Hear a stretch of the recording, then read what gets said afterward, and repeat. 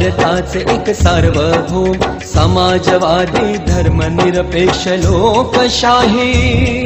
गणराज्य घडवण्याचा व त्याच्या सर्व नागरिकास सामाजिक आर्थिक व राजनैतिक न्याय विचार अभिव्यक्ती विश्वास श्रद्धा व उपासना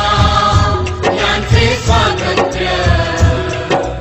दर्जाची व संधीची समानता निश्चितपणे प्राप्त करून देण्याचा आणि त्या सर्वांमध्ये व्यक्तीची प्रतिष्ठा व राष्ट्राची एकता आणि एकात्मता यांचे आश्वासन देणारी बंधुता प्रवर्धित करण्याचा संकल्पपूर्वक निर्धार करून आमच्या संविधान सभेत आज दिनांक